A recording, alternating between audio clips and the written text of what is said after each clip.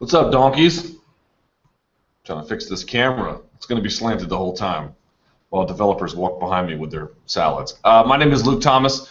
This is the weekly MMA Fighting Live Chat. Today the 11th?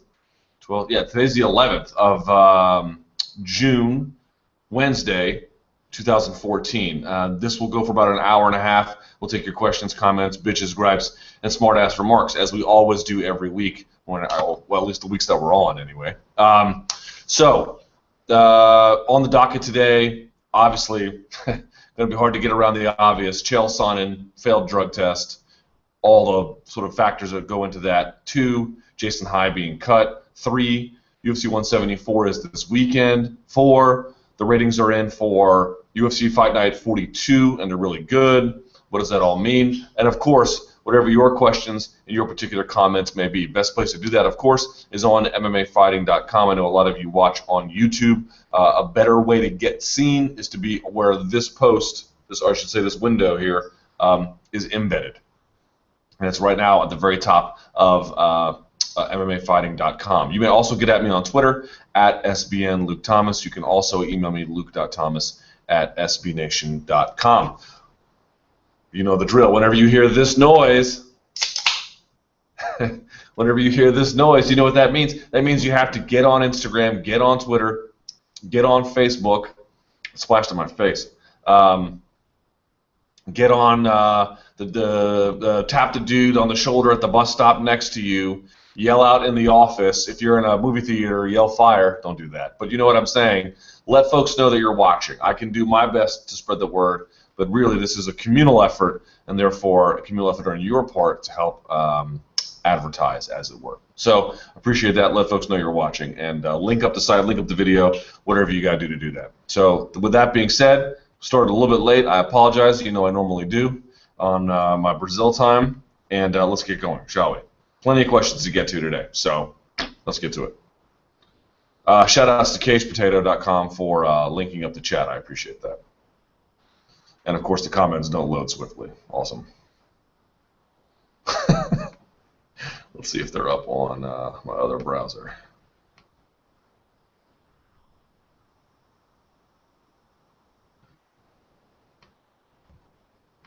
Oh, this is fun. Oh, here we go. Okay. First question's about Sonnen. Perfect. Sometimes the first question's about, like, you know, which octagon girl do you prefer? Like, this is not trenchant commentary, but okay. Sonnen's failed test. Luke, I realize that Sonnen is a company man, his quote's not mine, but the explanation that was provided by Chael and Dana regarding his failed drug test was completely laughable and somewhat insulting to any fan with half a brain. Seems Dana and the UFC PR team are quick to defend and justify Chael's failed test, but when Vitor failed and distanced themselves, and stated Vitor has a lot of work to do. Would love to hear your opinion on the matter. Quote from Chael on May 13th. I'm familiar with the new procedures in terms of being in compliance, which is a quote that Kevin Iole had. What a disaster. What a farrago of nonsense, really. I've been trying to sort of parse it in my head about who's the most to blame here. I mean, I think probably Chael Sonnen's the most to blame. As I understand it, Dan Henderson asked about taking maybe a similar, either identical medications or a similar similar suite of medicines, and the NSAC told him no, so he sort of just abandoned it.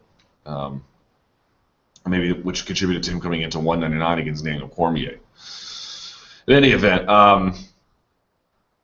So probably Chael Sonnen's the most to blame, right? I mean, it's not very ambiguous. These are banned substances. Figuring out their banned substances either by consultation with the NSAC or on your own, looking at the WADA approved list, which is pretty clear about in and out of competition. These are all things that are the responsibility of the athlete, and it's very easy to say you could have done more here quite easily. I don't think that's very controversial to say, right?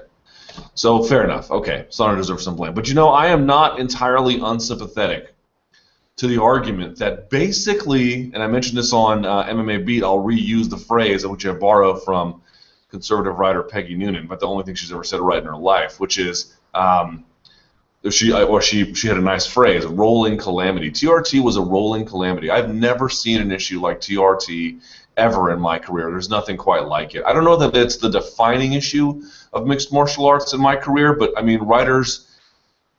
It's interesting that there's a few issues that I feel like writers have owned as they have progressed their careers. No one's really been able to own TRT because it's such an unwieldy issue.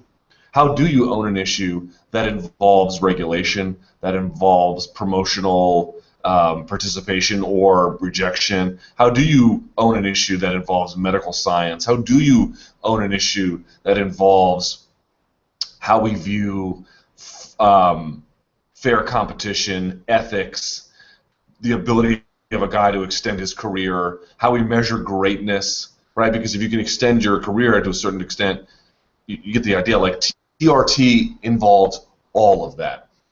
There's no other issue that involves that. I mean, other big issues may be, and there's a debate about it even existing, but whatever. Oversaturation is a big issue. On the plus side, the growth of the UFC. I mean, really, the growth of the UFC is probably, from 2004, 5, and on up, and the post-Ultimate Fighter era. That's probably the defining issue of this era of mixed martial arts. But now that we're past 2010 and 11, and we're in this sort of new paradigm where we're on Fox Sports and so forth, TRT has got to be the most dominant issue. If not, it's number 1A or 1B. It's insane. It's insane how just the tentacles of this thing reach into. I mean, it affects fighter booking. I mean, it affects the ability of the UFC to promote a show. It's madness. It's absolute madness. And the reality is, it was released upon us because we don't have federal regulation, and even then the state commission regulation is not particularly stringent. It was released upon us in a haphazard, incomplete, and basically uninformed way. No one really knew what they were doing. No one knew what they were doing when they were setting it out. No one knew what they were really doing when they were granting exemptions, and no one really knew what they were doing when they banned it outright. Am I sympathetic to the argument that if you're going to ban this stuff, that's fine, but there probably should have been some medical consultation with the guys who had therapeutic use exemptions, which are not many of them. We're not talking about 200 people here. We're talking about, I think, 20 or less. Still a lot of people, but you get the idea. That's a manageable amount of people. That there should have been some kind of consultation about what was expected of them after getting off. This is a very weird, difficult issue that flirts the line between outright doping and non-outright doping. TRT is this sort of like acceptable middle ground, at least it was for a time, which is why it was so thorny. You could never quite tell if guys were using it to mask steroid use, or if they had a legitimate medical issue, or if they had used steroid use, or they had steroid use previously, and now we're actually trying to compensate for real damage. You never knew what it was. So you were doping, and it was trying to be this legalized way of doping, which is why it was always flirting into this disaster area and in this completely regulated territory, and it was never handled appropriately, ever. No one knew what they were doing, not the UFC, not the fans, not the media, not the commission, nobody. Everyone was basically trying to figure this one out as they went. There probably could have been a little bit more consultation between the athletes who had therapeutic use exemptions in the state and the athletic commission about, listen, here's what's going to happen when you get off. If you want to fight, these are what we expect of you. Either we can make exemptions for these banned substances for a time, or we can't, and you just can't fight for this time, because that would have affected the UFC's ability to matchmake. Also, I am also very sympathetic, by the way, to the case that the UFC probably should have been like, maybe we should consult with the NSAC about what they expect, about what's allowed, about what we can allow these guys to do, so that we can make arrangements about what guys can be available to fight and how we can arrange them in terms of a timeline. All the parties involved here failed, and I don't think I'm not going to say the media's done a poor job of covering TRT. I think this is one of these issues where people try to dig their teeth into as much as they can, but it's just sort of interesting to me for an issue this defining, for an issue this big that reaches into every single crevice of the sport, it feels like, of all the issues it raises and is involved with. It's just it's all encompassing. It is omnipresent. No one's been able to own it. No one's been able to own it. It's been a story that it just will not go away. So who's to blame? Certainly Sonnen probably is the predominant party here. The UFC probably could have at least benefited themselves with a more proactive approach to figuring out what was going to be expected of guys. Maybe they did and we just don't know about it. That's possible as well. And certainly the NSAC, they probably could have done more as well in terms of providing some guidance about, we're going to ban this very, you're banning something. I mean, when people pump hormones into their body and then they stop, that has significant medical repercussions. Certainly, is it crazy to say there could have been some guidance about what was expected of them once this ban went into effect? Probably not. I just think they realized they had opened Pandora's box when TRT began to grow and grow and grow, and they had to just do what they can to put the toothpaste back in the tube. And it's been a clumsy effort on everyone's part since then.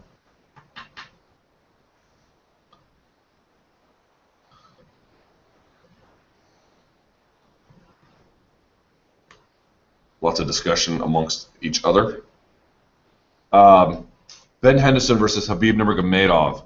Luke, many people want to match up Bendo and Habib after Saturday's performance. I personally think it would be best if we continue matching them up against other competition instead of potentially losing one of them, especially Habib as a contender, by matching them together. Maybe Habib versus the winner of Cerrone versus Miller, Ben versus Dos Anjos. What are your thoughts on the potential of these fights and who wins between Ben and Habib? If they fought, I would take Habib. If Rustam can have the success in wrestling against Ben Henderson, certainly Habib should be no less different. The only issue between Habib and Ben Henderson, I would give Henderson the cardio edge, and Habib has been not so much of a finisher recently. If there's a criticism you can make of him, he doesn't put guys away. So that would be interesting in that 4th and 5th round. I bet Habib could win for 3 rounds, maybe even the 4th, but that 5th, how bad would he fade? How bad? Bad enough to get stopped? It's not out of the question. Because we know Ben Henderson's not going to fade in that 5th. So, but I agree. Basically, I always go back to why was the UFC matching up Carlos Condit and Josh Koscheck when Josh Koscheck was a more viable contender? Carlos Condit was on his way up. You needed a title shot. Eventually, it wasn't made, but it was why would you give Carlos Condit when you can book that fight with St. Pierre down the line, and why would you book that instead of killing him off? Or sorry, excuse me, why wouldn't you book that and instead book him with Koscheck, who's just going to kill him off with his wrestling, most likely anyway. And now you don't have another guy for St. Pierre. It didn't make any sense. The fight fell through. It never happened, but you get the idea. Would you put it past them? Do you think there's any more than a 5% chance any of the following athletes ever used a foreign illegal banned substance in their fighting career? He mentions Joe Louis, Rocky Marciano, Muhammad Ali, Joe Frazier, George Foreman, Sugar Ray Robinson, Mike Tyson, Abu Drago. Well, we know Mike Tyson did. Wouldn't surprise me if any of them did. Wouldn't surprise me if they didn't, to be honest. I don't spend too much time sort of trying to undo my romanticism of the past. What's my favorite Goldie quote? I don't think I have one.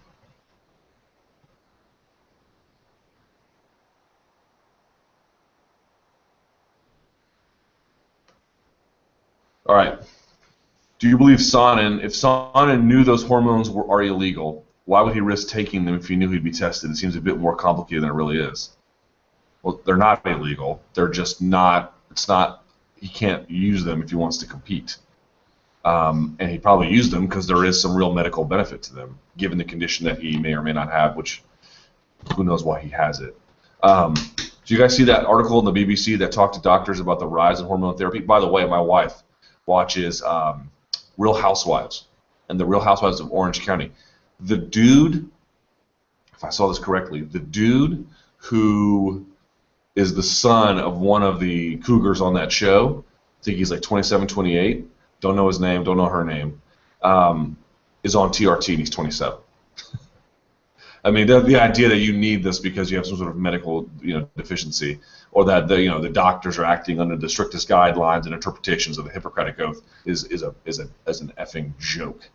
Please, anybody can get it if they want, and you can always doctor enough of the data to prove it. That said, I think he took them because maybe his doctor told him that's what he needed to get off of it, but that's irrelevant. I mean, the argument against Sonnen is, one, you need to know what you could and couldn't put in your body, number one. And number two, once you should have appraised yourself of what the actual reality was about what you could put in your body, you should have appraised, then you should have informed anyway the UFC of what your condition was, that they shouldn't be booking you, and none of that ever happened. I mean, I guess he'd already been booked on the Ultimate Fighter Brazil before TRT was banned. At least it had been put into the works before TRT was banned. So there's not much they can do at that point, and they shoot it before it even airs. So that's a problem. But once the ball was rolling in that direction, you have to follow it. You don't really have a choice. And I guess the reality is he needed it for a medical benefit, but it doesn't matter. The argument against Sonnen is that, okay, sure, you need to take these medicines for your medical health and to, as he says, for the fertility to conceive a child with his family. Fair enough, but that means you can't fight. Right? That means you can't fight. So that should have been the situation. Those are all well and good excuses, but they basically preclude you from getting a fight booked in Nevada, either professionally or amateur. So, Mighty Mouse versus Bago Utinov. I don't know if y'all know this. UFC 174 is this weekend. The buzz is not strong. On a scale of 1 to 10, how excited are you for this matchup? Additionally, how do you see this fight going? Do you see a path to victory for the Dagestani? I mentioned that, who did I say? God, I don't remember it anymore. Oh, I said Henan Barao might have been the guy who was best at making adjustments between rounds. And a reader noted, well, what about Demetrius Johnson? That might be a better example of a guy who makes adjustments between rounds, certainly after certain portions of a fight. I always look at championship rounds as a time to make adjustments too. Like there's the first 3/5 and then the last 2/5. Excited would be a strong word. You know, hard this maybe to believe. I'm not always a curmudgeon, and I am a fan too, right? Like, I think one of the problems with MMA journalism is that there aren't outlets interested in coverage as such. There are outlets who are willing to give enthusiastic writers who have a natural interest in the sport a chance, or there's people like me who came up as fans at a time when there was barely any MMA media and thought we could fill a hole and have managed to hang on since then to a career. But what winds up happening is you get nothing but fans writing about it. And I actually think that that's a good thing on one part, but the sport would be benefited if you had someone who just didn't give an F about MMA, but was a total pro and a total professional, and wrote about it in a responsible, informed, involved, but maybe dispassionate way. So I sort of evolved to that over time as the glut of MMA has waterboarded me. I will say that certainly I expect a high-level competitive match. I have tremendous respect for Demetrius Johnson, certainly for Bago Utinov as well. But excited would be a strong word. I don't feel in my gut. I don't feel anything about this particular matchup. I mean, intellectually, I can sort of reason with you about why it's important to watch and why it'll be good. And I suspect by the time the fight comes around, I'll feel differently about it. But as I speak to you now, is there something that's like, motivating me to watch? Do I have an I don't know what's going to happen vibe, or I can't wait to see the greatness unfold vibe? No, I just don't. And if you do, fine. I'm not here to talk you out of it or say you shouldn't watch or anything like that. You're asking me how I feel. No, I'm not particularly excited about it. But I don't think it'll be bad. Jason High being cut. Considering everything that has occurred in the past few days regarding Chael, Vanderlei, Vitor, and all the, frankly, bull-ass coming out of the mouths of the UFC, blah, blah, blah, blah, blah. What do you think of this? Personally, I thought a hefty fine plus suspension would have been more appropriate. It's just a reality we have to accept. It's not great. It's certainly not ideal, but it's the one that they're allowed to make. It's the one they have made. There is no uniform system of justice. In the military, you're bound by the UCMJ, Uniform Code of Military Justice, and it sort of sets out parameters for what your punishments may be. And even in that system, there can be some wiggle room, plea deals, or first-time offenders, second-time offenders, that kind of thing. Circumstances that go into any crime or punishment are all always sort of alterable and amenable. But that's very different than having just sort of blanket different systems of justice. There's a system of justice for the rights and wrongs of Chuck Liddell. There's a system of justice for the rights and wrongs of John Jones. There's a system of justice for the rights and wrongs of Jason High. That's just the reality, and it's defined by the value to the company. Not entirely. I'm not sitting here saying the UFC would let John Jones get away with murder or anything like that. I think they do care on some level about having a strong, bold stance on wrongdoing. And certainly Jason High did wrong. You just don't shove a guy like that. You don't shove a referee. You don't touch him ever. But Tito had shoved Big John McCarthy. Freaking Phil Baroni underneath mount from Evan Tanner tried to punch in the face Larry Landless. Different. You can make all different kinds of claims. Well, that was Tito. Okay, that's Tito. Well, that was a different era, and that Phil Baroni Evan Tanner fight, that and the rematch were big deals. Okay, but you're only proving my point that justice is circumstantial, justice is individualized, justice is it's just a function of who you are. And Jason High had the misfortune of just being Jason High, unfortunately. Very talented guy. Like him a lot. I personally don't feel like cutting him even makes a little bit of sense. In the Daily situation, Dana White was sort of noted as saying after that happened, when they were backstage or maybe in the cage, but at some point after the fight, said to him, "Do you feel sorry about this at all? Say something." And he sort of refused to comment on it in any kind of, tone of regret. Jason High was immediately apologetic, immediately. And I don't think pushing a ref in the way he did and trying to sucker punch a fighter after the bell are even remotely the same kind of thing.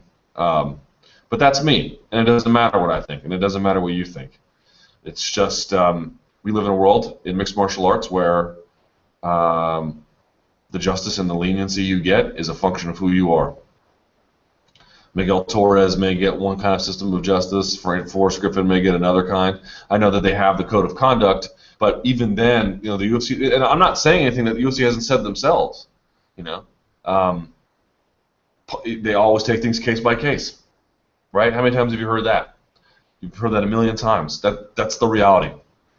Whether or not you like that or whether or not that's fair, whether you think that's fair is a completely separate matter. I don't think that's particularly fair, but I don't run the UFC, so all I can sit here and tell you is that is the world in which we live. The amount of leniency or not you may get is a function of who you are and your place in the company. Does Will Chope deserve a second chance? Maybe he does. I don't think he does based on his ability to compete, but it's neither here nor there. Jason High certainly deserves a roster spot as a talented guy. So I don't know what's going to happen to him. Maybe he'll go to Bellator. Maybe he'll go to World Series of Fighting. I hope he gets some money. I don't know, but to me, I just think it's just sort of crazy. Like the other reason why they may cut him is because you can't find a guy like that. They don't have the money to pay. Like, how do you find a guy who makes the kind of salary Jason High makes on a yearly basis? How are you going to find him $10,000? That $10,000 is critical to him, and so they don't. Credit to UFC, they actually don't. But that doesn't leave him with a lot of options. Because if you don't take money from him in a sense of, I'm going to take $10,000 from you in a transaction, or you say, well, you're suspended, you can't compete, that's just another way of taking money. They're not left with much choice, are they? Right? So maybe if fighter salaries were higher, they could. Maybe if guys made a lot more than they did, they would. They would charge them money, or fine them, or suspend them. But they can't. They're left with guys like Jason High, who I don't think he makes an insignificant amount of money, but doesn't make a tremendous amount of money either. The UFC doesn't have a lot of options about what they can do realistically to punish him. If you sit him, he can't make money. If you fine him, he loses money. Doesn't leave a lot left, does it?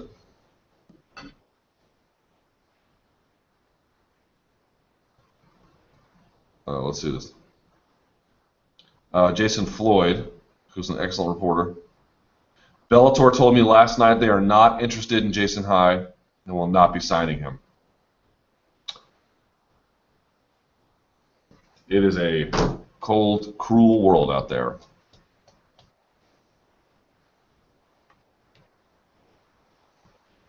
Does Sonnen not learn from his mistakes?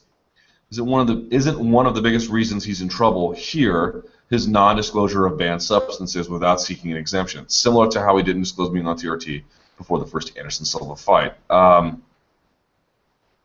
Yeah. Disclosure is sort of fundamental. Transparency and communication are basically essential to navigate these processes from all parties. It seems fairly straightforward to me at this point, right? Um, sort of amazing. Jason High pushes a referee after being maybe even partially concussed, is immediately apologetic, and loses his job. This is the second time that Sonnen has dragged himself in the Ultimate Fighting Championship brand through the drug abuse, whatever moniker you want to give it, mud. Um, and he has the benefit of having the president of the organization lobby on his behalf. Now, Dana White was also critical of Chael Sonnen, saying the same thing I'm saying, that he should have been more forthcoming, but also basically saying you're not going to lose your job on Fox Sports. I mean, can you imagine? Like, I know Teddy Bruschi didn't go to ESPN until he had lost or until he had retired from football, but can you imagine Teddy Bruschi being on the Patriots and then popping, and then in the offseason on ESPN, having Roger Goodell? I mean, I know it's different, right? Because it would be something that the Kraft guys, the team owners going on there versus that. But even then, you would lose your job, man. You would lose your job. And I'm not advocating that Sonnen lose his job, I like Sonnen a lot. I think he's got some issues, obviously. But I do like the guy. But I just, when you see what one person in the organization gets as a function of their value, and you see what another one gets as a function of their value, you just can't make sense of it. You just, in your mind, you can't. How can it be that this relatively legitimate, if kind of minor infraction, has these massively deleterious costs, and this other one, which has this massively deleterious effect on the brand, is treated with airtime? I don't know. I don't really quite understand it so well, except to say that your value will define how you are treated. And maybe that's the lesson here. I said it before, John Jones holding out in the contracts might makes right. If you want to insulate yourself, you want to create a system of insurance for your career, for your future, make yourself valuable to the promotion. And that may mean winning. In fact, it has to mean winning on some level. But it means more than that. It means being somebody fans know and care about and want to hear from. And Sonnen found a way to do it. If there is any lesson in this world, if there's no collective bargaining agreement that sets out a series of penalties, because that's really what's absent here. The fighters just they eat themselves. They eat their young. They eat their elderly. They can't find a way to work together. So the fighters don't work together to leverage their collective might for money, nor do they work together to leverage their collective might for setting out a series of punitive actions in the event of wrongdoing, which puts them entirely at the whim of UFC management's discretion. And the UFC has to do something. You can't just shove a referee and say, no big deal. You got to do something about that. They can't find them. They can't sit them. Not a lot of choices they can make at that point. So, but this is a consequence of there being no collective bargaining.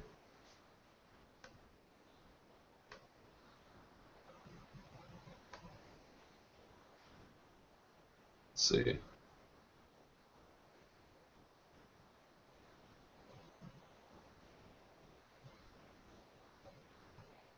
All right. MMA media and PEDs. The one issue in MMA where the media largely as a whole doesn't toe the company line is PEDs. Other hot-button issues like fighter pay, the schedule and pacing, commissions, cutting boring fighters, etc. You'll typically see at least a decent contingent of MMA journalists buy whatever Zuffa says and accept it as fact. Not so with PEDs. Hold on. Oh, someone sent me a link, by the way. The athletic chairman has spoken to Southwest Fighting News. Certainly wouldn't give me a call back.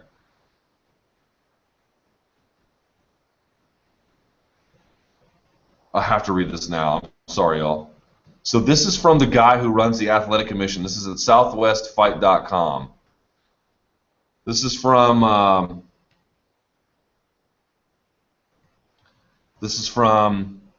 what's this donk's name?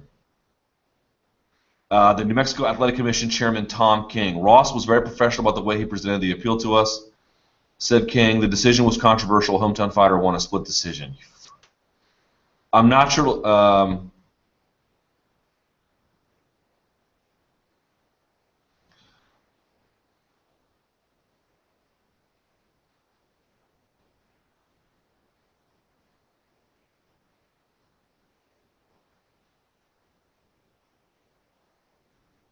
doesn't. That's his answer. A hometown guy won a split decision. God, what a. All right, let me just get back to this one. MMA and PEDs. The one issue in MMA where media doesn't tell the company lines in PEDs, but whatever, on other issues they do. Even the typical apologists aren't buying it in this case with Chael Sonnen. Why is this? Is the problem really that bad? Is it that apparent that we're being fed lies? You seem to be a guy that's fair to Zupa, but isn't afraid to criticize them, so I'm not accusing you of anything. Well, you could if you want to. Everyone else does. Well, for the one part is that there's no. I mean, whereas all this would be taking place? It takes place in the hands of a government entity. Suspensions, fines, licensing. This is all things that happen in public, in open air. You know, finances, contract negotiations. They don't happen in open air. Guys aren't even allowed to talk about how much they make, I believe. This is very different. This is very in the open, right there, with very little kept secret in the whole process. So there's nothing to hide. The government has a responsibility, or at least some states do, have a responsibility to inform the public, inform the media about what they found, and then the media has a chance to report on it. So I think that's different than other situations where that model of news and model of news making is completely different. This one is basically a media to government, not media to UFC. Media will only go to UFC after the fact for discussion about fallout, but it's a very much a different level, and there's nothing UFC can do about it, or Bellator or World Series of Fighting. It's government to media, media to government.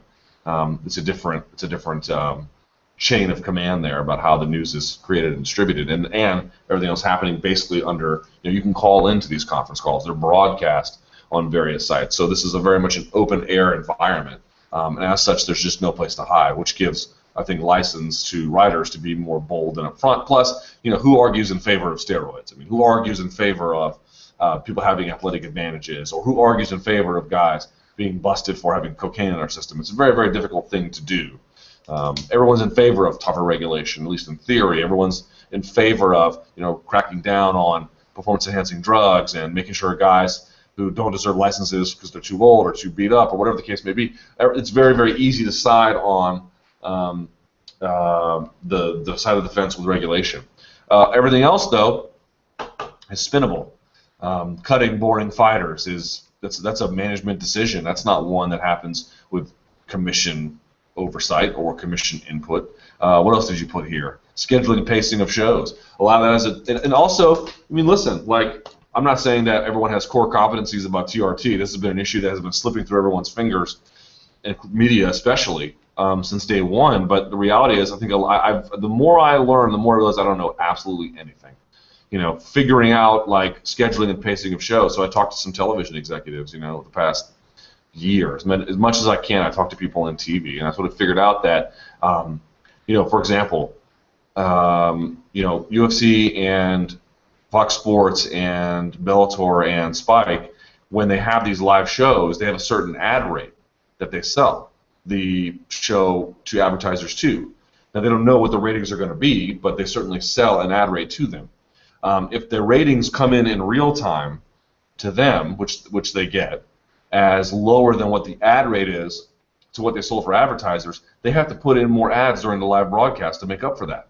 And that ruins the pacing of a show. Now, if the pay-per-view, let's say for Bellator, is jacked up, well, that's different. But for the TV broadcast, for Bellator, the TV broadcast, for UFC, that's what has to happen. So that can affect the pacing of the shows. My point being is, people don't really I mean, you have to do this job effectively. You have to know what's going on in television. You have to understand the regulatory framework and inner workings of athletic commissions, and you have to know the difference between a double and a single leg takedown, and why a triangle choke works, and how to navigate YouTube, and understanding the value of social media, and how to read website metrics. Like, you have to have expertise across all these things. A lot of guys just don't. I think a lot of this, either bad criticism or a lack of criticism, comes from that. I mean, sometimes they'll just, levy bad criticism and think that they understand what they're talking about. I've done it. But there's a lot of that too. So I just think the difference is that when the commission gets involved, there's just no hiding. There's no spinning. There's no discretion being left to the promoter. There's no discretion being left to the media entity. it's a baseline which everyone can then operate from. Will Vitor pull out of Nevada hearing for next week now? I don't think you can. The train has left the station. Even though Chael is out and there may not even be any fight, you can't announce you failed the test, right, after you did. And then, because you're trying to get a license, and that fight fell out, just say, well, I know I failed the license, but I'll just come back in a little while. You got to see it through. You have to take what punishment they're going to give you. In fact, if you delayed it, not only would you get more of a punishment later, it would then delay the start time of that. You might as well just go ahead and just get it over with, what you got to get through now. So.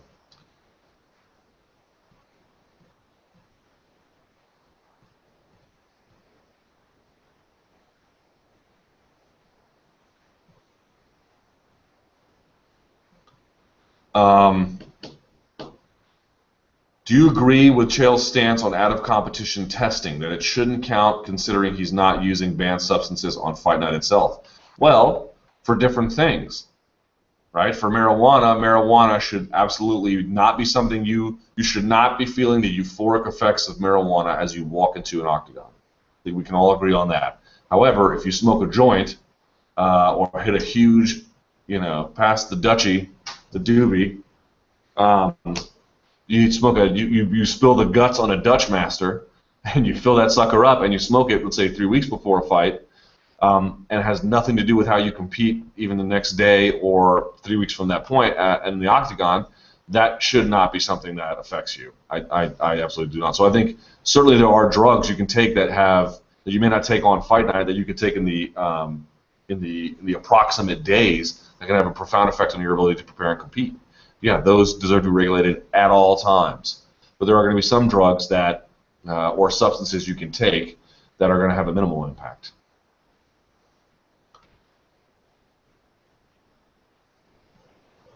As a former PR man, how would you rate Zuffa and Chael's response to this? Are they even trying to convince skeptics of their argument? Well, I did PR and lobbying, combination of the two. This is not, this is not what I would have recommended for them.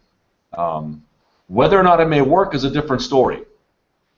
Let's sort of keep that in mind here. I mean, it's funny, I still think the mainstream media is enamored with Dana White's style of management and public display of strength.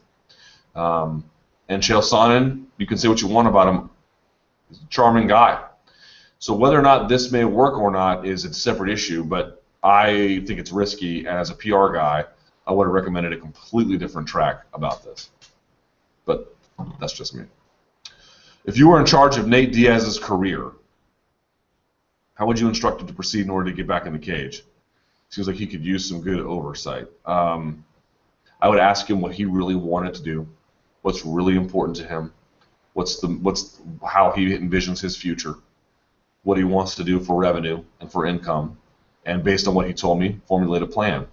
And if that plan told me that the principles he laid out won't allow him to go back to the cage under certain circumstances, or that he believes he can reasonably generate revenue with other opportunities, I would take his side. If he felt like that wasn't a smart plan for his future, I'd recommend going back to the cage. But there's no real way, you can't have a consultation with someone and be like, these are your objective interests. I mean, to some extent you can. If you have a question in mind, and the question is, what is better for you? It is fair to say getting paid money, and this is an exaggerated example, but getting paid money is better for you than having acid thrown in your face, right? We can all sort of agree that there are things that are better for you and there are things that aren't. But once you sort of decide, okay, there are things that are better for you, parsing out the differences there can be very complicated. And what's important to you and what makes you happy as a person and what you decide in upholding your values, those things matter to you. They matter to your well-being. They matter to your individual identity. They matter to your strength of character. And maybe, I don't know this to be true, I haven't spoken to Nate Diaz at all, but maybe not competing under the terms of a deal he feels is grossly unfair is the most important thing he can do at this juncture in life. Even if you think, or I think, just get over it and go fight again. So.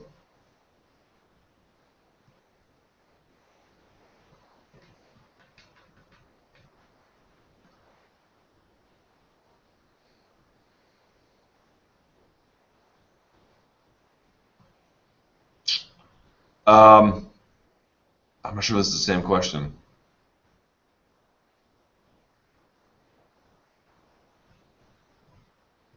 I'll skip that one because I think I've kind of been over that.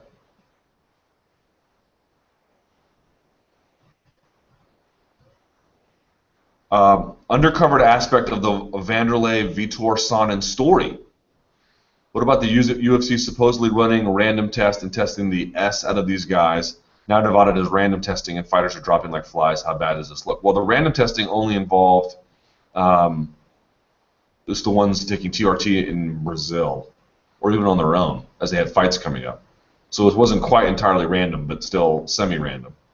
So that's the first thing. Second thing is, I mean, look, this is a very simple process here. It's not a clean sport. We can all agree. We don't know how dirty it is.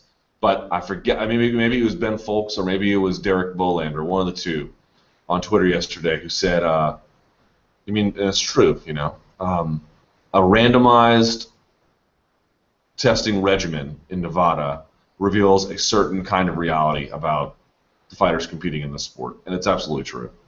You know, the UFC can do more, certainly, but you know, ultimately, if we're going to be regulated by the government and regulated by their resources and auspices, it's incumbent upon them to do more than they can. And it's just a reality. The reality is, the more random testing they do, the more they're going to look like this. And it was never really true that, like, I mean, you talk to anybody who's an expert in testing, all the leagues have their own problems. Do not misunderstand me at all. NFL football has some problems. But, like, this idea that, like, MMA has the toughest, or at least I wouldn't say MMA, but certainly UFC, because, listen, promoters can go to these Indian casinos, you just don't know who's getting tested. But, like, it sort of sounds like I'm singling out UFC because they're failing. But the UFC goes to the most regulated places relative to other combat sports promoters, right? They do. I mean, that's to their credit, right? They do that. But that puts them under more scrutiny. And so as a consequence, you have the situation that we have here. So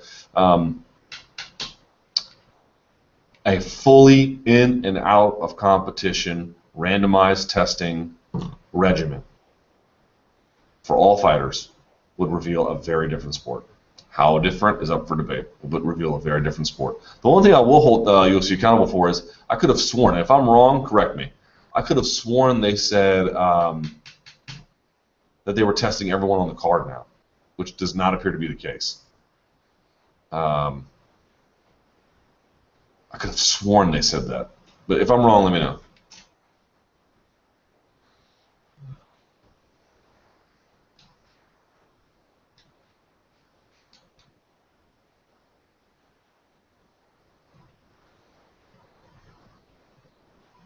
Already covered the Jason High issue.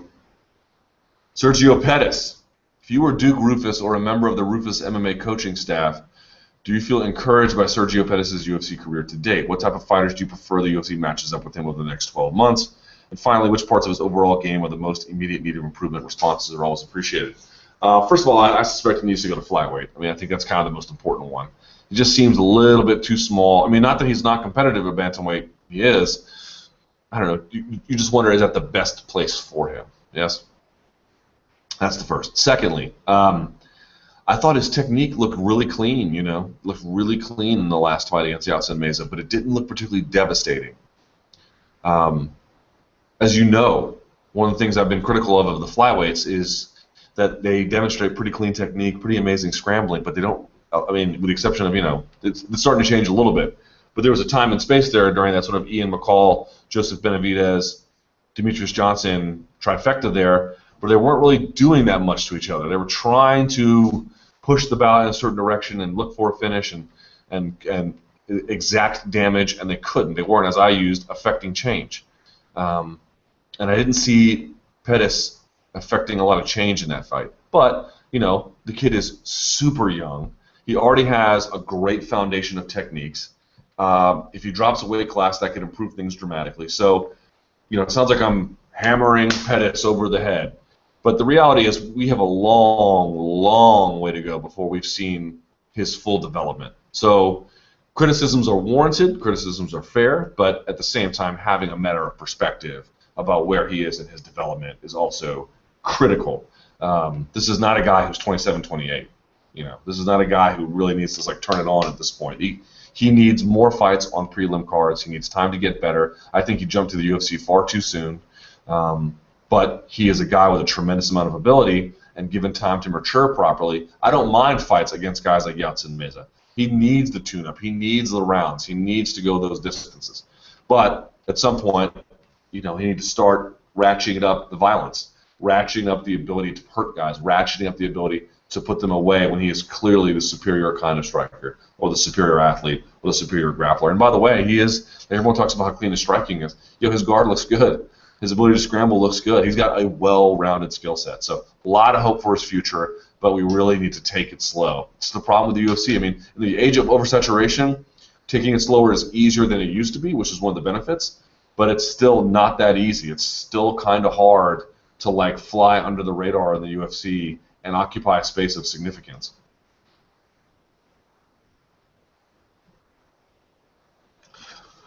I wrote about this already, so I'll briefly cover it. What do you think of the Diego versus Pearson decision? How shocked were you when you heard the decision? It seems completely unreal to me that a professional judge with experience can score a fight like that, even a 29-28 for Sanchez. How can a professional judge who is licensed to judge a fight make such crucial errors in the judging? It feels like they just took Ross's victory away from him in front of his eyes in an almost illegal fashion and just gifted it to Sanchez. People need to do something about this judging. There should be a bigger buzz for a massive problem like this one, and something drastic needs to happen, even if a fan can judge better than a professional judge. Well, fans seem to think they can do everything better than everybody. Okay, so let's just back that up a little bit. I don't think that's true. But what I would say is, I haven't had any of this delicious Diet Dr. Pepper. Sponsor me.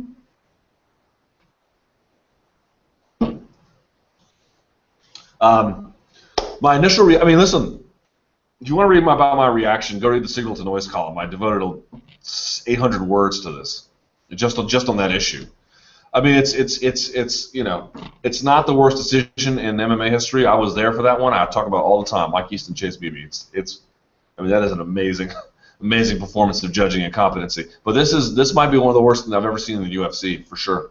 You know, I mean, listen, it doesn't take a judge to judge that fight properly. A judge should be able to judge that fight properly, and one did, by the way. One gave it 30-27. That's a fair, correct scorecard. That's how I scored that fight. I'd be willing to live with 29-28, but even then, I don't think that's a correct scorecard. I don't think you deserve the first round, or Diego Sanchez deserved the first round. First of all, that's the first thing. Second of all, I don't even think you need to be a judge. I think someone with the general ability to reason. If you have a brain that has cognition, and you have a moderately intelligent person that passes the smell test that Ross won that first, second, third round, at minimum the second and third round.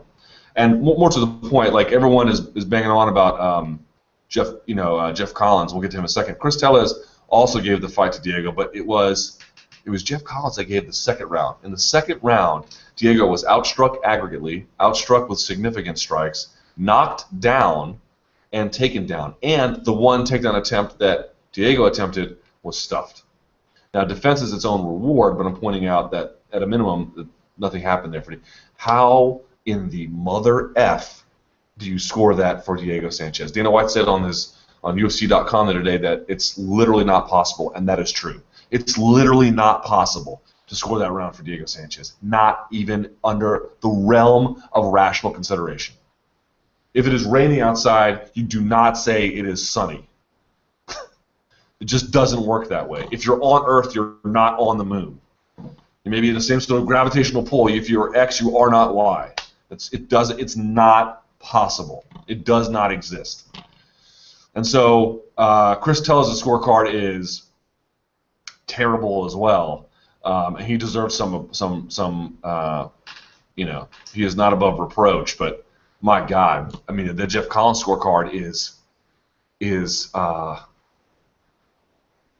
I don't even know what to say. I don't even know what the words would be for something like that. I mean, a fail of such epic, monumental proportions. But there's two kind of takeaways here that are even scarier.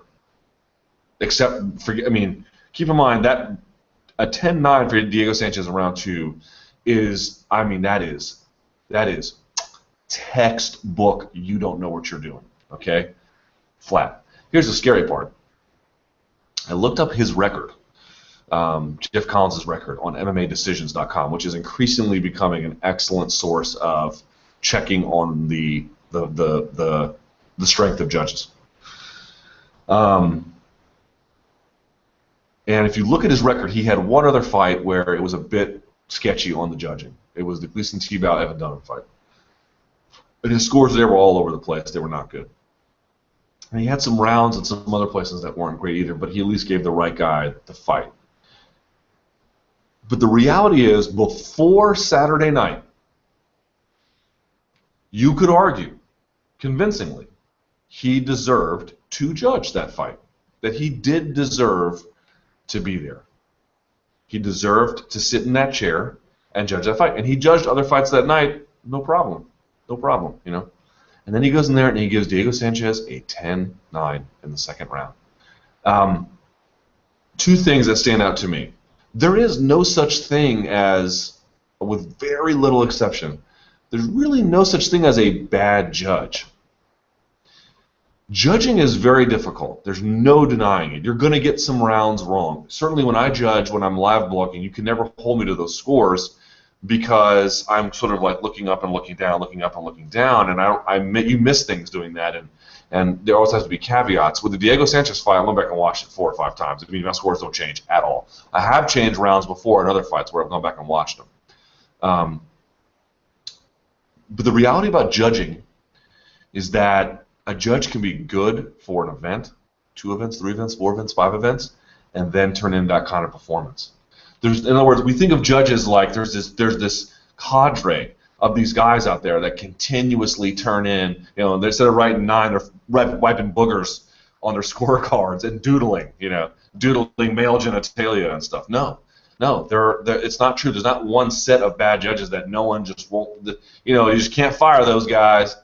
It's not true. There are guys out there that are putting in good scorecards for events, and then they come in and they turn that. What that tells me is you get 3 strikes and you're out, man.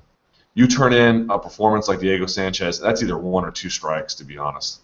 If you combine the Gleason Tebow fight with Evan Dunham, you combine the Diego Sanchez Ross Pearson fight, is bad, you know, and he turns in one more card like that, you just kind of have to be done, because what that tells you is you might have the ability, on average, to score a fight correctly, but you don't have the ability to, in other words, you have this propensity in you to get fights completely wrong once in a while, and not only completely wrong in a really damaging way, in an unforgivable way. Judging round 2 for Diego Sanchez is unforgivable. It is unforgivable. 1 and 3, I mean, I don't think you can go those. You can't do them for any of it, but round 2 is like, my man, do you have eyes? You know what I mean? Like, it strains credulity. Judging is hard. Judging is very difficult, but you don't get a lot of chances to keep messing up. 2 or 3 of those, and you are done as far as I'm concerned. You can get the majority of them right. You may even get a tough fight right, but if you have that instinct in you to have that kind of a scorecard, and you've demonstrated it 2 or 3 times over the course of, say, 15 events, you got a problem. You just can't do this job consistently well enough to hold your position. That's sort of my take on it here. And the other one is this, is that everyone's like, oh man, Diego Sanchez, another robbery went his way.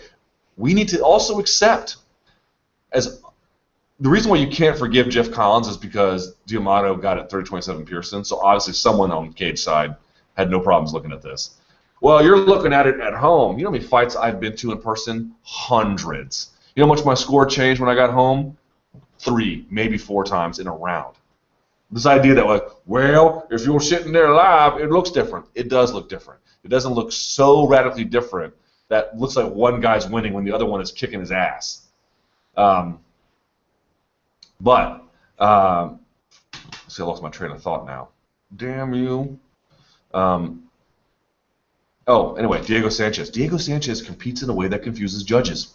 We have to admit that. You know, there's no forgiving round 2 for Jeff Collins, no matter what the circumstances. But you can't be like Diego Sanchez, where you you rob. It's not Diego's fault, but Martin Kampmann gets robbed. Tekenori Gomi gets robbed. Ross Pearson gets really robbed. Although maybe that Martin Kampmann decision is even worse. But no, Martin Kampmann got lit up a bit. But whatever.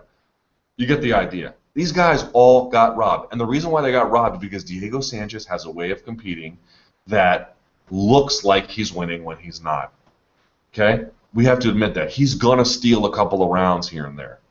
But the problem is when you've got a judge giving him a round where he was outstruck aggregately, knocked down, taken down, had his takedown stuff, and outstruck with bigger, more powerful strikes, you just you simply have a problem that needs to be addressed in a very serious and expedient way. And it sounds like the wonderful commission in New Mexico has no interest in doing that. It's interesting though, man. Like, if you think about it, you know, martial arts is supposed to be like a test of skills, fighting a test of skills, and you know, it's not his fault, man. He's doing the best. It's not Diego's fault. It sounds like I'm bashing Diego. It's like not any of his fault, but he's out there doing magic tricks, you know. Like he's not actually beating these guys, but he makes it look like he is. He bites down on the mouthpiece. He charges forward. He takes a couple. He might land one. Crowd roars because the crowd roars no matter where he is, you know. Yeah, they roared in New Mexico, but they roar whenever Diego Sanchez fights. They love his intensity, and it's difficult. It's difficult.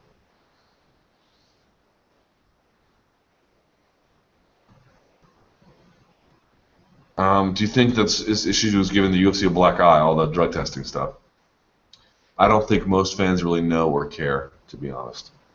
You don't see any big articles about it on any major sports site, you know.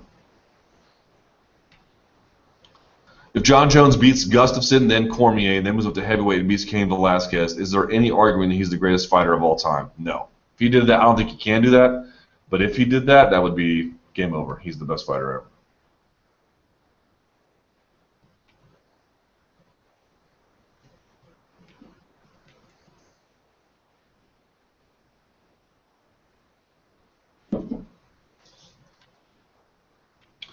UFC 42 ratings, credit Benson or depth of card. Ratings for UFC Fight Night 42 averaged 1.217 million. Is this a reflection of Benson's drawing power or the fact that the card had some depth that included meaningful fights and some well-known names? I believe it was the depth of the card, and hopefully UFC brass took notice. A couple of things. One, Diego Sanchez is a name. He was on that card. I think that matters. Two, there wasn't basketball on the night. Now, they did go up against hockey, but that's not quite the ratings leader that, well, it's actually not even close to being the ratings leader that NBA basketball championship series are. That's two. Three, I think it is fair to say, it's interesting, you know. I was trying to think about this. For so long, we talked about guys who were draws in mixed martial arts, and it always basically meant the same thing, to varying degrees, but the same kind of definition, right? That you could draw on live television, that you could draw at the gate, that you could draw pay-per-view buys. And what we're finding is more and more, maybe now especially in this era where there's so much UFC on free TV, that's just not the case. Maybe guys can't draw behind a paywall, but maybe they can draw well on television. And maybe Benson Henderson is that guy. All that exposure on Fox, and he's had some finishes on Fox. He had the Nate Diaz finish on Fox. And he had the 5-round fight with Thompson, and he had the 5-round fight with Melendez, right? And 3 of those cards did good ratings for the UFC.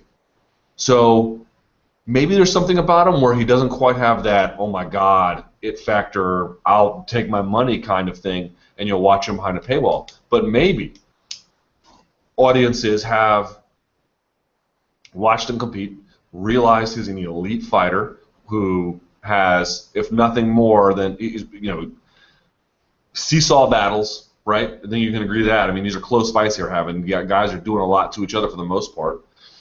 Stoppages in some cases. He beat Nate Diaz. Maybe they were like, you know what? Yeah, I'll turn my dial to that. I may not pay for that, but I'll watch. I'll watch that. I think you can argue that. I think you can argue that. It's not clear that he can be a big draw at the gate. It's not clear that he can pull people on pay-per-view. And also Brock Lesnar was kind of a similar thing too. Brock Lesnar, if you put him on free TV back in his heyday, I'm sure he would have drawn mega rating, but he was too expensive, so you got to put him on pay-per-view. And what did he do? He drew massive numbers for the pay-per-view. He still is the pay-per-view king, pound for pound. But not necessarily guys paying a lot of money to go see him at the gate. He didn't do bad gates, but he didn't do gates commensurate with what you would think he would do based on his pay-per-view return. So I think we just need to rethink a little bit about how we think about draws. In the modern age, drawing may be different things. Maybe you can get someone like Rousey that if you put her on free TV, she'd do tremendous ratings. And obviously she does, decent to good draws on pay-per-view. And decent gates as well, all things considered. Although that last gate against McMahon, not so great. But, the first one and the second one were pretty good. Right, and then the second one was buoyed by Silver Wyman, but you get the idea. It's not clear that she does nothing but bad gates, right? You just have to rethink how maybe that is the draw, but maybe there are some people that you'll watch on TV, you won't pay for, you won't really get out of your seat to go plunk down money at a event for. But hey, if it's on your television dial, you're watching it. I think Benson Henderson may be that guy. Also, Diego Sanchez being on that helped. Also, not going up against NBA playoffs probably helped a little bit too.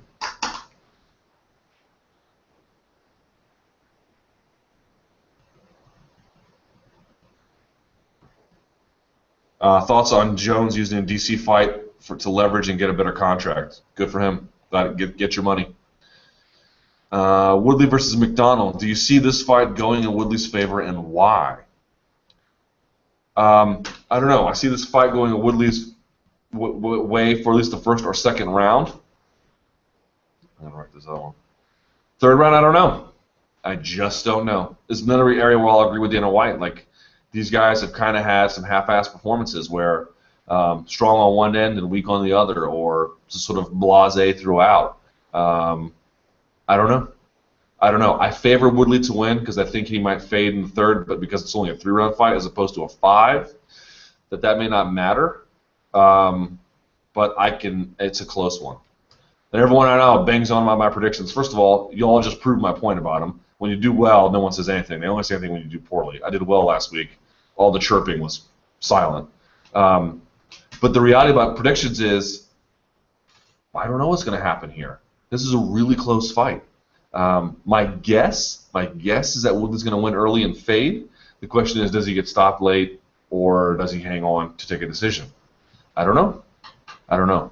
It's really, really close. It's not crazy or some sort of stance of not willing to give in to how I really feel to say it really is kind of either guy's fight here. It just depends on who can hang on and who can assert their game the most. That's really it.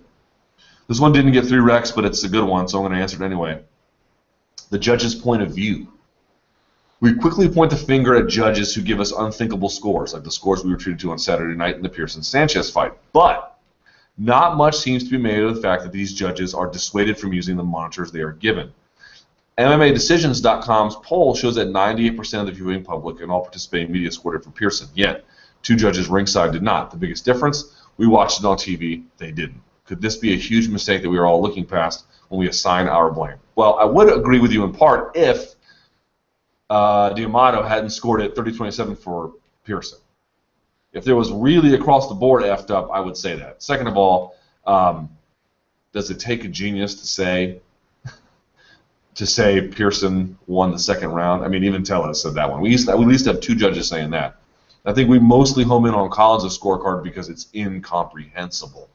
But to your point, they often give the judges 3 different. The judges don't sit next to each other. It's not 1-1-1.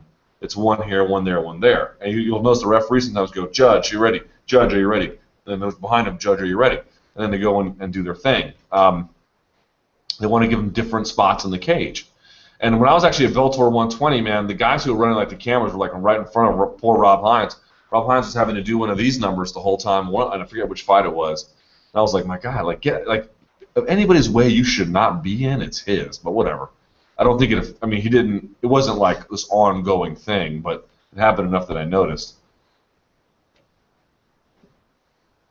Here's what I would say. In the UFC, the octagon is bigger than the Bellator cage. The octagon is really, really big, and it has these long, flat panels, right? each side of the octagon. And so as a consequence, you have these longer, flatter panels, and the angles are distinct, and it's bigger. And so as a consequence, there's much more open viewing space to look at. With Bellator, because it rounds so narrowly, you really don't have a big range of views. But the truth about scoring is when you watch it live, you should watch it live when it's you should watch with your own eyes when it's of benefit to you. But like with the Bellator cage at certain angles, or even with the UFC in certain circumstances, there's going to be times when that won't really be of benefit to you, and when you should not use that. You should, in fact, use the monitor, because the monitor is the most honest assessment there. That's the problem what these judges don't understand. The judges are working from a position where they may have a bad angle. And if they're working in states where they don't have extra monitors, I can understand that. But if you are working in a state with an extra monitor to watch and you don't use it, you are at fault for your bad scorecards, and that is the end of the argument. Because, two examples. One, they may be off here, and like the curvature of the cage or the angling of how they're at relative to your peripheral vision, you just can't see because there'll be camera operators. You know where all those ads are vertically on the cage between the panels? They'll have an ad for like Zions, an ad for the next movie, Godzilla, or whatever. There's camera operators dressed in all black looking down. Okay, but if they're to your left, you can't sort of see who's really controlling the biceps on a clinch. It makes clinch battling a little bit hard to look at. If it's happening right in front of you, you've got a great seat to watch it, right? But just a little bit to the left, one more panel over, and you can't see that very well. You need to use your monitor. If not your monitor, the one in the arena, the screens they put everywhere. Another example: if someone gets a takedown across the cage from you, especially in the UFC where that cage is huge, across the cage from you, and all you can really see is their feet. Right, you can see the feet of one guy and then the feet of another guy, or you can see them in guard, and you can see one guy trying to punch. Why would you not use your monitor? You're looking at someone and you can't see the other guy's face, neck, upper body, or arms. You can only see one guy, basically the one guy on top who might be hammering, and all those might be getting blocked. And you can't really tell if you don't use your monitor. So this idea that the monitor is some sort of like obstruction to the honest view is not the case. It's the most honest view. They're giving you, the viewer, the best angle. And so, yes, judges do deserve some leeway because of their angle. But judges who say, well, I don't want to use the monitor because I'm supposed to sit in my unique position. Your unique position has disadvantages that the monitor corrects for. But your position also has advantages that the monitor won't help you with. In fact, you have press row. It's 1 row, 2 row, 3 row, 4 row, A, B, C, D. And it's right there. Well, sometimes clinch battles, like the John Jones fight with Glover Teixeira, a lot of those clinch exchanges happen right in front of you. I wasn't looking at the monitor. I could just look right there. You could easily tell who was winning those exchanges. No one scores. I mean, the scores are pretty easy as they were, but there was no real dispute about what had just happened there. It's when it happens across the cage or at a weird angle, and you kind of have to look at the monitor across the venue. That's when there's a dispute, but that's what that's for. Use your angle, use your position when it confers unique benefits. But when it confers unique disadvantages, use the help that's provided.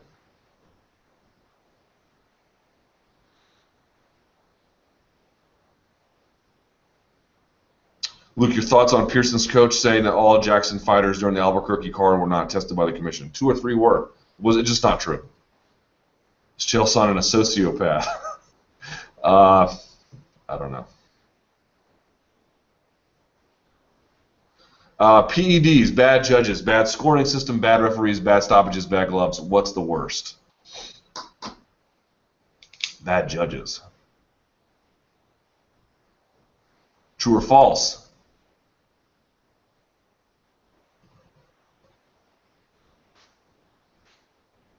True or false? TJ Dillashaw will beat John Dodson in a rematch. Probably true.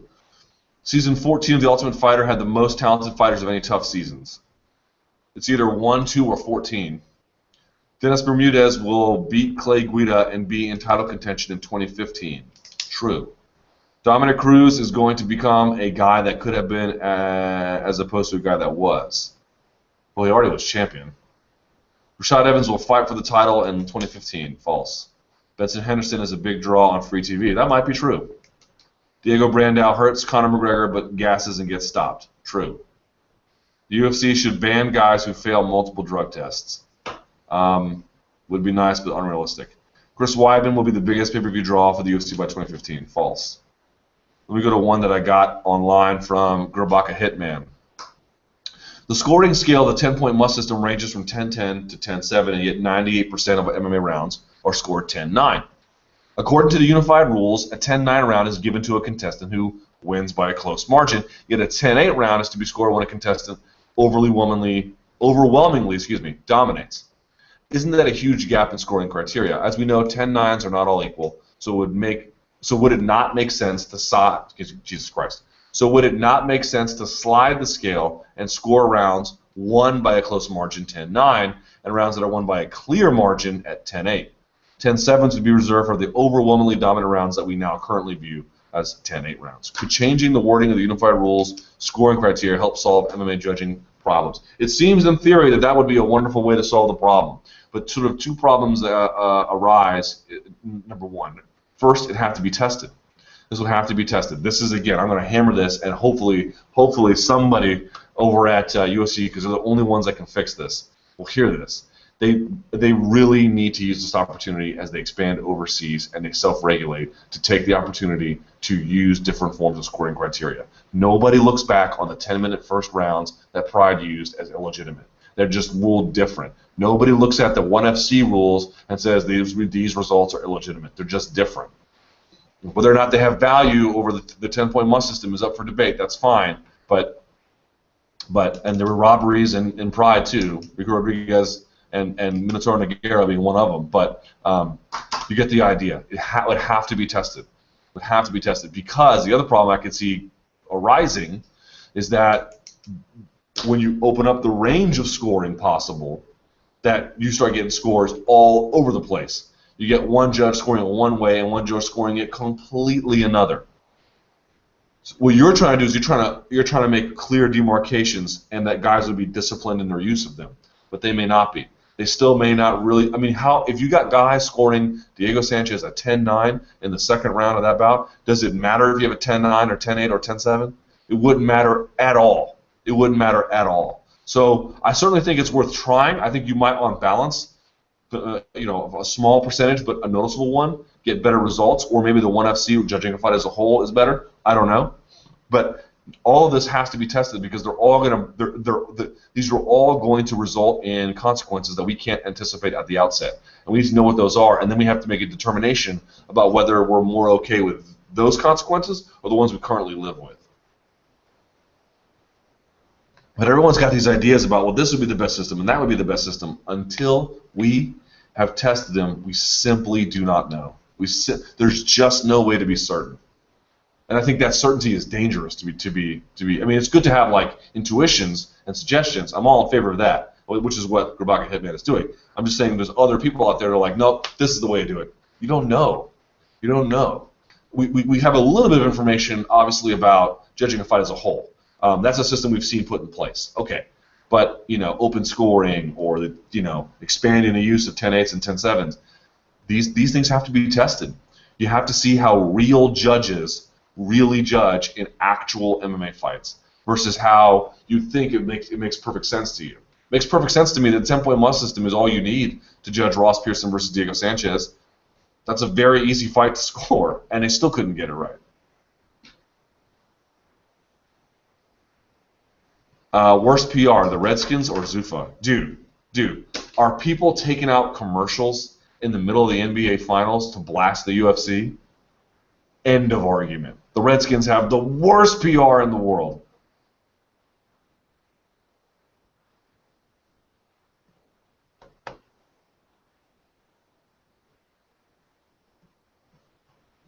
There's an interesting question. It didn't get erect, but I want to make a point about this. Sanchez's decision over Pearson. Luke, unless somebody gets a KO or submission, it's extremely subjective when it comes to judging who won a particular fight, and any decision the judges render is virtually acceptable. What do you propose to deal with this problem? This is exactly what I'm talking about. This is an excellent point that they make, and you always hear this. You always hear this. Now, in certain cases, in New Jersey, after was it the Lara fight? Who was it? When they brought all the two of those boxing judges back, and then they removed them after they had those crazy ass boxing scores. I forget which fight that was, but whatever the case, here's what you hear. So we get a decision. We get a decision like we have in Diego Sanchez, Ross Pierce, and what happens inevitably? The commissioner rep always says, this is something we'll review internally. And then a year, 2 years down the line, you hear, we always, when we have issues where, listen, I may have scored a fight a certain way, I take that judge back and I say, hey, tell me what you saw to score that fight a certain way. And then the judges explain it, and I'm like, hey, I could see that as well. Like you really mean to tell me, you mean to tell me that the scoring criteria or your judge's interpretation of them is so open that there really is no wrong answer? That's basically what you're saying. You're basically what you're saying. Because certainly under the reign of Keith Kaiser, he never met a scorecard he didn't like. There has to be, we cannot fall for this trick. We cannot fall for this trick. Even if you can say, well, my interpretation of this fight leads me to this direction, you have to say that's a weak interpretation, dude. That's not a strong interpretation. This happens in academia all the time when they do peer review. Yeah, you can interpret it that way. That's a dumbass way of doing it. It's not particularly effective. This is a much stronger way of doing it. And you have to do that. And as a commissioner, you need to be judging fights too, man. There has to be a standard of good, less good, poor, fair, and outright failure. There has to be. And you have to set it up, and you got to live by it, and you have to be able to judge against it. So even if you can do it, like, I can forgive it, maybe you got a judge that's consistently turning in, if we have A-level cards, B-level cards, C-level cards, I don't mean pros, I mean like we're grading it on a scale, like this gets an A or an A+. If you have a judge that's consistently turning in what you would grade internally as C+ cards, maybe you don't put him on big shows. Right? Because what they're doing is they're just saying, well, it's his subjective, case closed. Well, no, stupid. Grade the subjectivity. He's arguing a case. Grade his effing argument. Keep track of that. And then sort of try to put together a system that tells you how good he is at judging rounds. Jeff Collins' round 2 is an F. There's no subjectivity to that. That is failure. What they're doing is they're just saying, well, he can make a case. I can make a case with just about anything. There's still people in the South, and I grew up in the South. God bless the South. I remember when I was in high school, it was raining when the sun was out. You know what they said? That means the devil's beating his wife. It's like, dude, do you not understand the way the universe works? The point being is, it's okay that we have to accept that there's some measure of interpretation. But the interpretation does not render us unable to make any kind of gradients. It's not the case. There is a unified rule. There are some judges who are better than others. Start judging them on it. And I know these guys are they're strapped. Well, if we get rid of Jeff Collins, now we're short a judge. All right, but either we're going to regulate the sport correctly or we're not.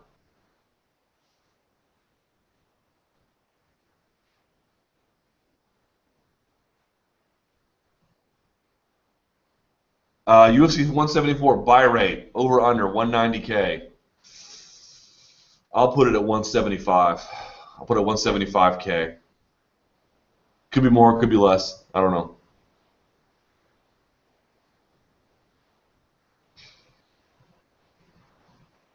God, you have a long ass question about eye pokes.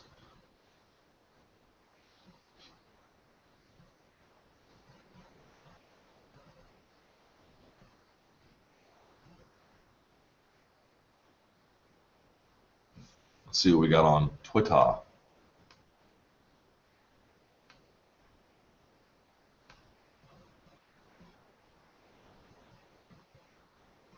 People say Benson Henderson didn't finish that Diaz. Yes, he didn't. You're right.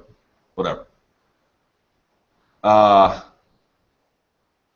He must have given him a beating so bad that I forgot, and I interpreted him that he finished him. But okay, it was Thompson that finished him.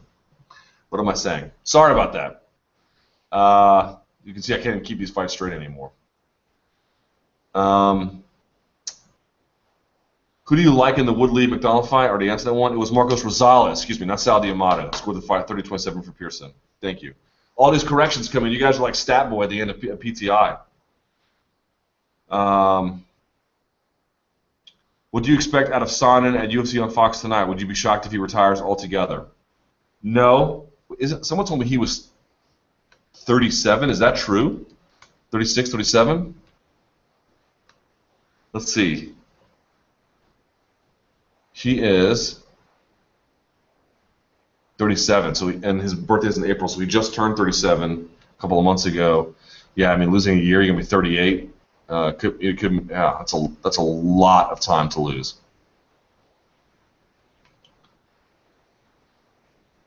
What do you think of TKO, KO, and draw and get rid of judging? Yeah, no.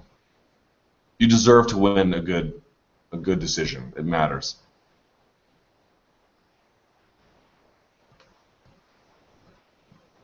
So it says, Dana said they test everyone on the card but not randomly and only urine. He did say that, but as my understanding was not everyone was tested on that Albuquerque card at all. Like, some were tested and some were not tested, period. So that's my point.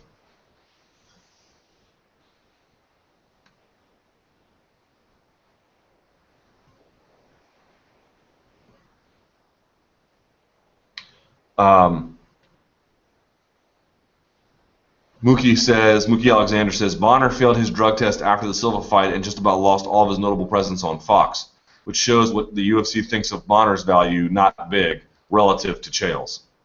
This is true. But they still put him in the Hall of Fame, though.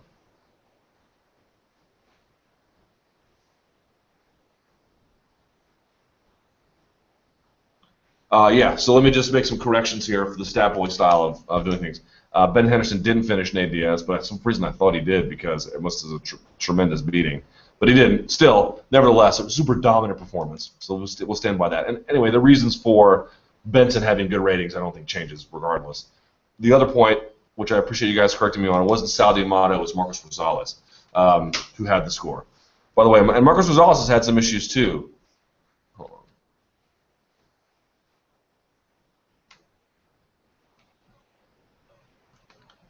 Pull this joker up.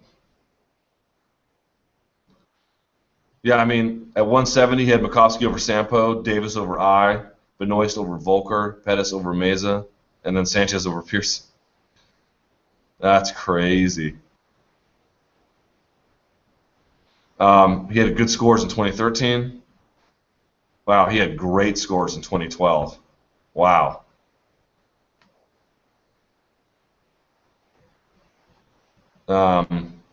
He had Jaro over Spirit Whip. That's fine. Wow. Yeah, see, Rosales' resume is really good. He had Jake O'Brien over Christian Wellish. I need to go back and watch that fight before I can comment on it fully, but have you ever seen UFC match the glitz, glamour, and class of a big-time boxing match? Yeah, I was at 129. That was a big-time. That was a big-time one, for sure. All right, let's get one more in here, and then we'll wrap this joker up. Someone says, Chael's best way out of his predicament, somebody stole my phone, it got hacked.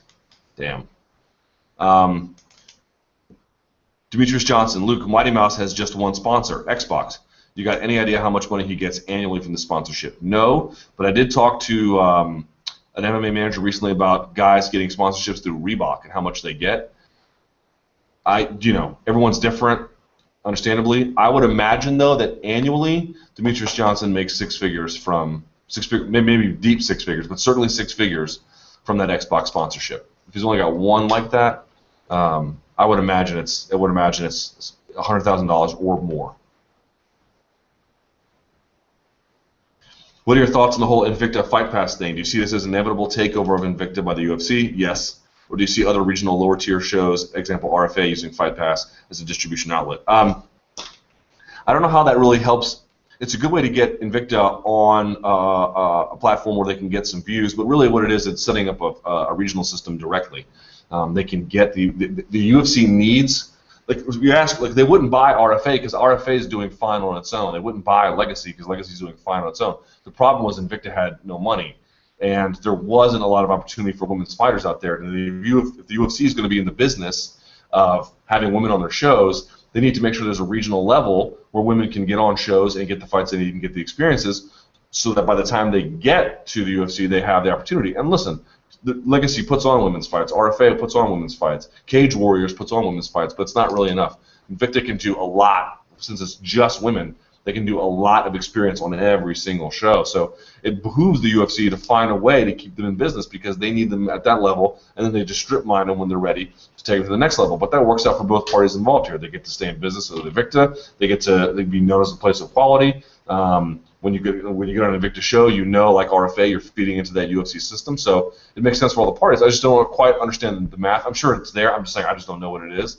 About, you know, if you have a deal with Access or CBS or Fox Sports, they pay you. How much is the UFC paying them via Fight Pass to broadcast these shows? I don't know. I don't know what the answer to that is, but I'd be curious to see what it is. That for me is the only issue hanging in there. But it makes sense for UFC. They need Invicta to be around. They don't need RFA to be around. They don't need Legacy. Is there one more green one that's easy to answer?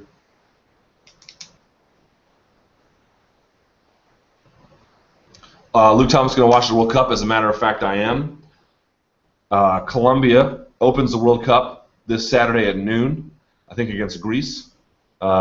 Maybe Ivory Coast, I'm not sure which one. And it starts at noon. My wife wants to be at the bar by 9 a.m. Not kidding you, dude. I got my Colombia jersey ready. Of course, when the U.S. plays, I'll have my USA jersey. So USA is my top team. Colombia number 2. Vamos a ganar. All that good stuff. All right, so we have to get out of here. Sorry for starting a little bit late. Sorry for getting the Ben Henderson thing wrong. My mind doesn't work always right. Thank you for correcting me on Marcus Rosales. I appreciate that as well. Follow me on Twitter at SBNLukeThomas. Email me at luke.thomas@sbnation.com. Lots of UFC 174 coverage. Ariel's going to be there. Esther's going to be there. Casey's going to be there. Lots of good stuff coming your way. Keep it locked. And until next time, you know how this works. Viva Colombia. Viva USA. Los Estados Unidos. Stay frosty.